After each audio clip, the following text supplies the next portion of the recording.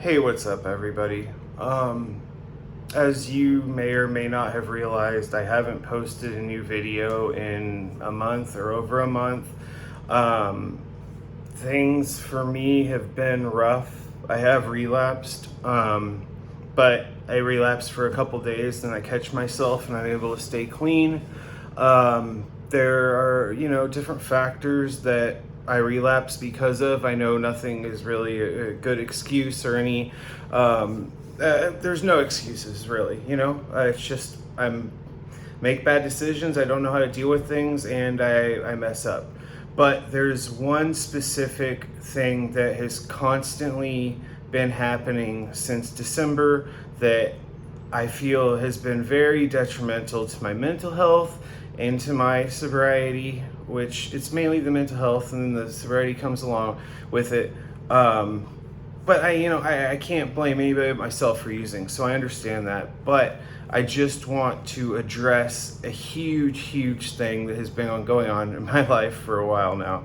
And I've tried to kind of just keep my mouth shut about it, or maybe I've been a little passive aggressive or vague, but I need to put this out there with hopes that maybe this person will leave me alone. I would love it if they would just stop what they're doing. So last October, I was living in a sober living in Colorado. I was going to an IOP program, and I hated it. There was just multiple things going on in the house and at the program that rubbed me the wrong way, and I just didn't feel comfortable there. It's probably just me. I understand I make excuses, or I find reasons to dislike this or that, and I understand I have issues and I need to deal with them. But it would really help me to deal with these things if I didn't have this one person constantly popping back up into my life and trying to harass me basically and stalk me. And it's I never want to play the victim or act a certain way, but it's getting to the point now where I'm genuinely I don't know. It's a mixture of feelings. Like, it makes me feel paranoid. It makes me feel depressed. It has made me feel suicidal. It's made me feel trapped, lost, hurt. I know I'm not a perfect person, and I know I haven't done all the right things, but I know I'm not this horrible person that somebody's trying to paint me to be. So basically, I met this person in October. I had COVID. I've told this story, vaguely before, but I want to really be thorough about this because I really want this to end so I can move on with my life, and I hope they can too, because it's just it's crazy at this point, and I don't know what else to do. I've done my best to just move on and not talk to this person or about this person, but it doesn't seem to work. So anyway, I was living in the sober living in Colorado. Sorry, I'm looking at something on the bed. And I got COVID and was locked in the room for 10 days, basically had to quarantine. And when I was in there, I was going insane because I just had my phone and it was just me. And so I had a housemate that was using meth and was using fake urine, I guess, from a smoke shop or something like that. I've never tried to learn about that. I figure when I do shit, if I get caught, I get caught. It's my fault and whatever. I'm not trying to be that sneaky. Anyway, he did that and I knew that. And so the first or second night I had COVID, I realized that they weren't even trying to fuck with me at all. Like, they didn't want to talk to me or see me. And so I was like, well, they're not going to UA me, and I'm stuck in here for 10 days. And I had never tried meth before. And so I hit the guy up. He came to check on me. His name was Jake. And he was like, hey, what's up? And I was like, hey, do you have any of that meth? Like, I want like $20 worth. I've never tried it. I just want to do it because I'm stuck in here. And he was like, yeah, sure. So he sold me $20 of meth, and I'm like flying, I'm up for 3 days straight off $20 of meth. And I think the first night or the second night, I downloaded OkCupid and started talking to some girls. And there was one girl that we were just talking all day and all night. Like, you know, there's a lot of times through dating and stuff where you're like, ooh, I need to like act like I'm not that interested, or I need to wait an hour, 12 hours before I respond. And I don't play those games really. And she didn't seem to either. So it was like, cool. I didn't tell her I was on meth, you know, it was just like, whatever. And I was like trying to play it cool to the point where she didn't know I was on meth. So anyway, we start talking and we said, hey, when I'm done with COVID, let's go on a date.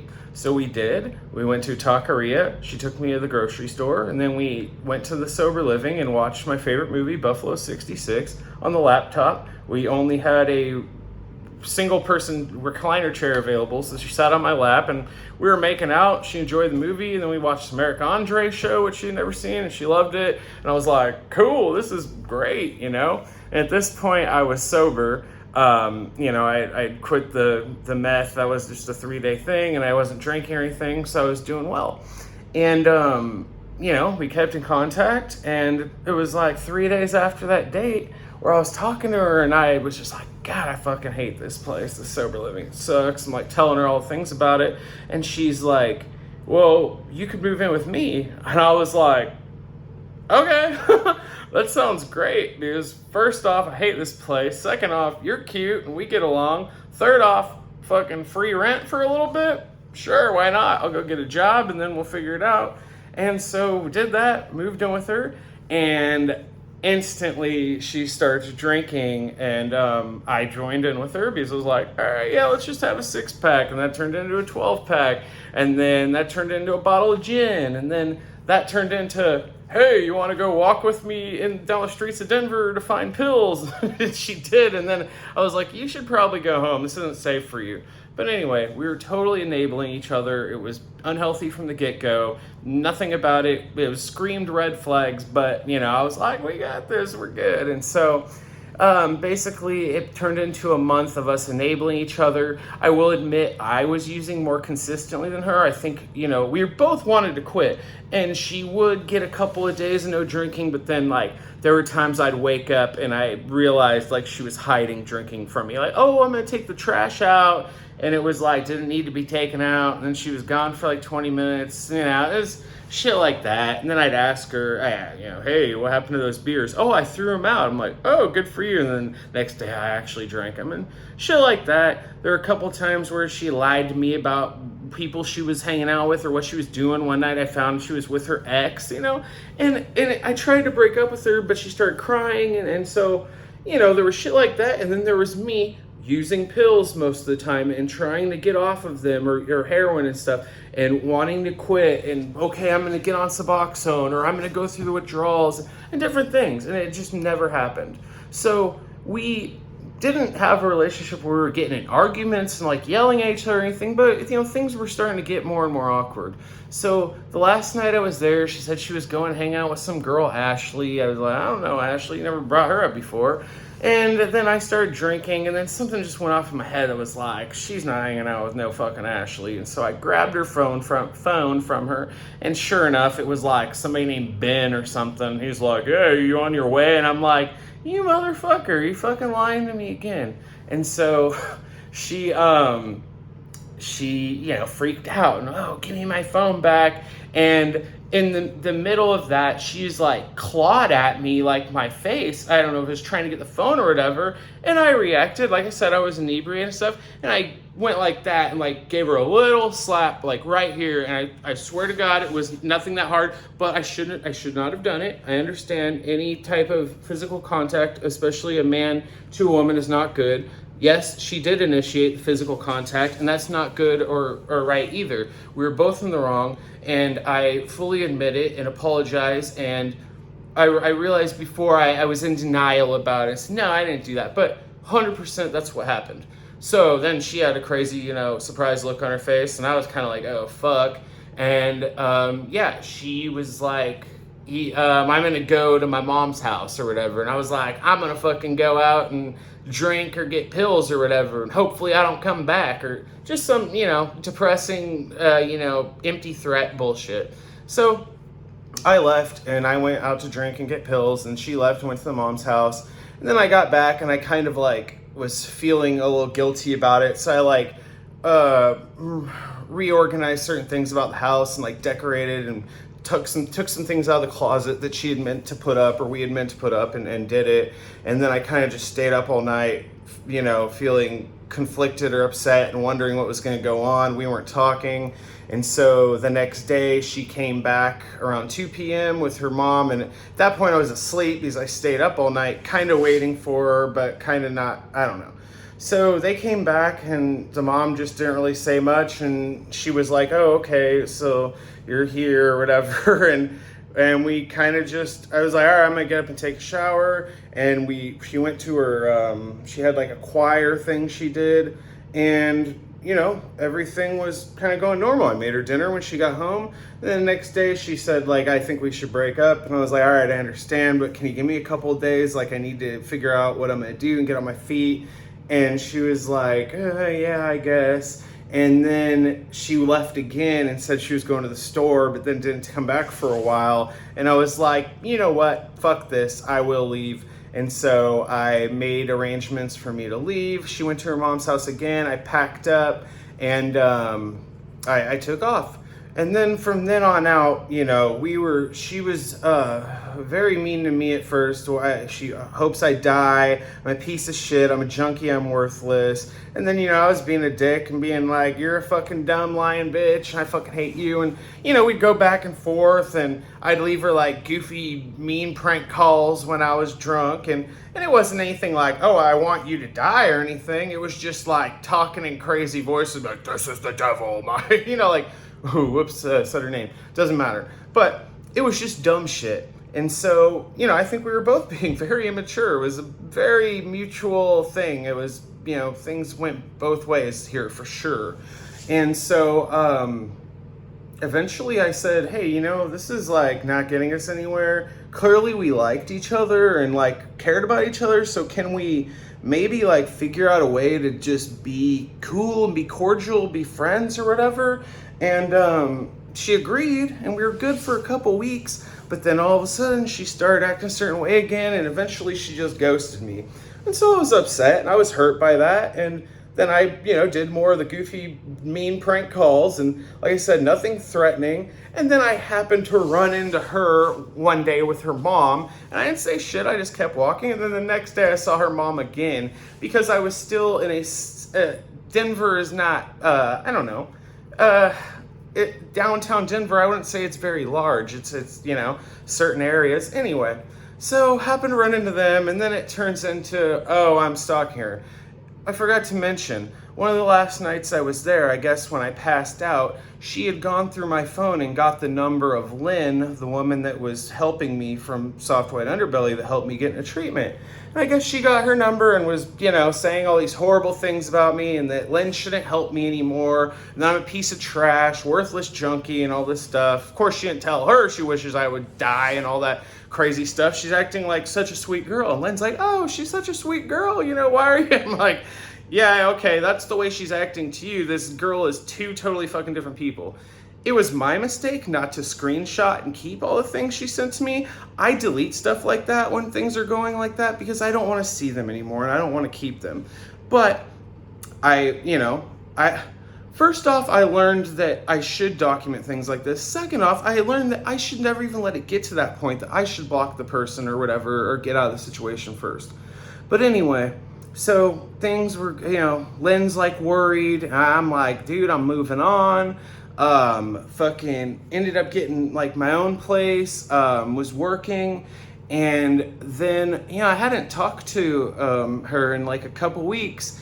And I just, you know, kind of was over it because Lynn was like, oh, she's like, you know, telling me this and that. And it was upsetting Lynn and it was starting to affect her. And I felt bad about that. So I ceased contact. And then one day I get some email from the girl that's saying like, oh, I've contacted a detective and turned over the voicemails and all this shit. And you're going to go to jail and you're going to get what you deserve. And I know where you live and all this stuff. And I was like, man, what in the fuck is going on? Like, this is weird. So anyway, she keeps it up. I mean, I stopped contacting her in mid-December. I eventually, in late January, left and moved back to Colorado because I was sick of the threats, and I was sick of her harassing Lynn and making Lynn worry and upset. So I said, all right, I'm going back to California. You know, I ended up going to treatment, all that stuff. I've tried since. Yes, I've had some relapses, and I've had some decent periods of sobriety, but that's neither here nor there. The point is that since then, I have not talked to her since mid-December. But since then, this girl has contacted girls I'm dating, different random people on my Instagram. She still contacts Lynn all the time, sends her, like when I make an Instagram post, I'm like, I'm depressed or I wish I had drugs. Lynn doesn't use Instagram, so Maya will screenshot it and send it to Lynn to tell her what a horrible, crazy person I am and how she shouldn't help me. She also contacted the ex from New Mexico and started telling her I'm this horrible, crazy person and that she needs to watch out and be scared for her life, that I'm this horrible person that's stalking people and wants to hurt people, which there's not any proof of me stalking or making threats to hurt anybody. I moved on. And that was, Colorado, that was a learning experience for me. So when the New Mexico thing went downhill and we broke up, the girl wanted me to leave, I fucking left. And I did not argue. I did not be mean or leave crazy voicemails, anything like that. I learned my lesson and I fucking left. But because the Colorado girl is saying all this stuff to the New Mexico girl, now all of a sudden she's worried, and then they're like contacting one of my exes from 7 years ago and saying shit to her. And so it's been insane. And then since then, these girls have contacted another girl that I was like talking to, or a couple of them. I don't know who else they've tried to contact or what they've said. If anybody would like to let me know if they've received anything, I'd appreciate that. But at this point, I have also documented everything that's gone on, and I am getting to the point where I can't take this anymore. This is not good for my mental health. I'm trying so hard to get sober, remain sober. I'm trying to be a mature adult. I'm trying to just move on past these women that I dated for a short period of time that I don't even talk to and I don't think about anymore until they pop up through other people. And then it's just, it's so hurtful. It's so detrimental. And the girl from New Mexico goes, oh, I only am doing this or whatever because I care about you. Okay, then if you truly care about me and want me to get better, then please just stop this. Please don't contact me. Just stop looking at me.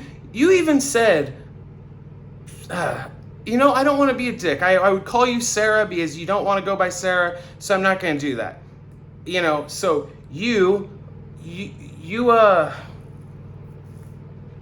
I lost my train of thought.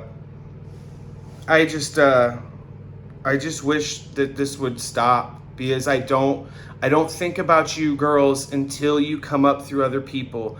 It's so hard to deal with. I've never had to deal with anything like this in my life. I have never had like a social media presence, which it's not much, but the little bit I do have, now it's like I don't even post anymore, or I get worried about what what you're gonna do or whatever. And so it's so crazy. It's so insane. Can you both please just take a step back, look at yourselves and understand what's going on here and the way you're doing this? Like, I would love to just digitally shake hands and move on, like, please, can we please just I'm very sorry. I was not perfect.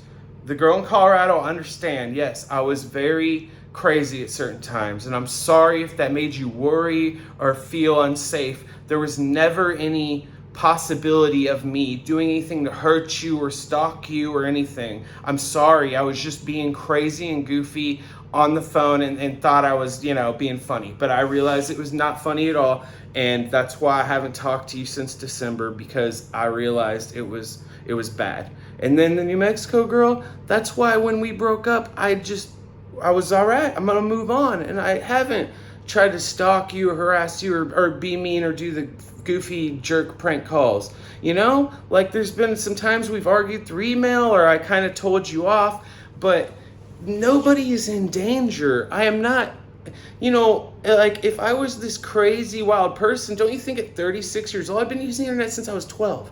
Don't you think through the 24 years I would have done something that would have maybe fucked me up or got me in trouble? But it's not the case because that's not who I am. I am a genuinely nice and caring person. And I know guys that say I'm a nice guy, that's like I am. But I'm not trying to say, like, you know, I'm not perfect. I have done stupid things. I guess technically they're like illegal because prank calls like harassment. So I'm very sorry. I don't want to do that shit anymore. I'm fucking too old to be acting like that. And I don't want to be that type of person anymore.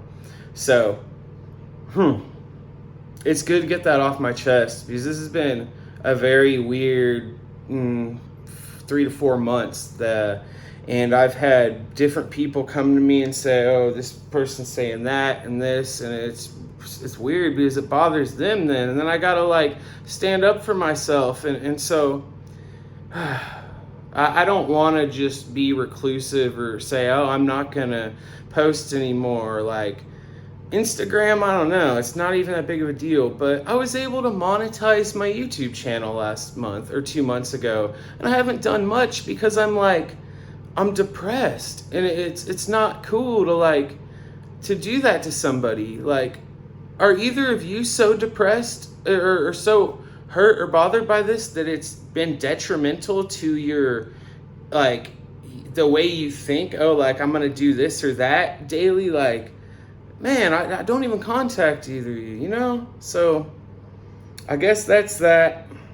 I am not wearing pants. I'm in bed. I'm not going to show you. Sorry. You got to get that on the OnlyFans, which I do not have. So, not happening.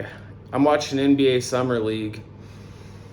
I just got to take deep breaths and be true to myself, be a good person, and not act out. So, if either of you watch this, which you're gonna watch this, I'm not stupid. You guys watch everything I do, and I guess that's flattering in a way, but please stop. It's not any good for you. It's detrimental to you. So, like, you don't have to worry. There's not gonna be some post where I'm like, hey, here's her address and go dox her or swat her or something. Like, there's nothing going on like any of that. I just want any advice anybody can give me or like any help I can get to legally and safely and kindly deal with this and move on. I would love that because it is getting so bad that like I will be at the store and just like have a moment where I think about it and I'm just like, fuck my life, dude. You know, and I didn't even know a year and a half or whatever ago when I did that first interview that shit would go the way it went. You know, it's been fun, it's been interesting, but it's also been very difficult to deal with. So, I don't know. I'd love to do something with it. I'd love to be positive. I'd love to make some money off YouTube. Like, wouldn't that be great? That would be so nice. But I really feel like I can't do it and be myself with like the way I feel harassed and stalked. So, anyway, that's me. That's the story. That's the truth. 100%. Like, I can't tell you, like, yeah, I've lied before and I said, like, oh, I was just like, I didn't do anything illegal or whatever, which I guess I did. And I can't even go back to Colorado now because there's like a warrant for my arrest. If I get pulled over, I'm going to have to go to jail and await a trial. So, like, I can't even go to Colorado now and visit my friend. Like, it's fucked up, you know? So I'd really appreciate it if either of the people that have been going on with this, if we could just like cordially part ways. And I wholeheartedly apologize and feel terrible if I made you feel any type of way, which I obviously did. So I am very sorry, but I don't know how to move on without, like, I get it. Y'all want me to go to jail and you want me to fucking suffer or you want me to be on the streets or die or something. And that's, You know, I can't change your mind about that, but I will tell you there's nothing that happened that I deserve that, or that I deserve to hear those things, or feel those things about myself, because I'm not a bad person. So yeah, but I just want everybody else to know that that's why I've been so MIA on social media, because I'm so, I don't know, I'm just like, what's the point, you know? And then I get like kind of down about like, oh, I don't want to be defined as like a drug addict, or like sit there and talk about drugs all the time. But I get it that it's been helpful for some people. I get messages, you know, oh, thank you, you know, this and that. And oh man, that's so amazing. I never would think that I never would have thought that I could help people, like, and I'd love to continue helping people. I'd love to be positive. I want to get sober and stay sober and be positive and do something with myself. But it's very hard for me to feel that way when I have this looming over my head. So, yeah. All right. Okay. I've said so yeah a couple times, like it's the end, but this is the end, my only friend, the end. The Doors, ever heard of him? Jim Morrison, a small-time club guy that used to hang out in the 60s that I discovered. Anyway, all right, I hope everybody's having a good time. I guess if anybody else is dealing with any similar situations or anything they'd like to share, or anything you'd like to share, I'm sorry I also haven't responded to a lot of Instagram messages. I'm going to do that right now. I've just been in such a depressed, like... It's been rough, dude, and maybe I'm just such a victim, or I'm just I don't know. It sucks to feel like I can't vocalize how I feel, but I'm trying my best, and so I hope, you know, this reaches some people, and hopefully we make some progress. Anyway, home run derby coming up in a week or two. All right, have a good night or day whenever you watch this. It's night here. I'm gonna try to run to bed. I'm in bed. I'm gonna try to go to bed. I don't know what I'm trying to say, how to articulate it. Anyway. Ew, I look ugly when I wink. Somebody make a gif out of that. All right, bye.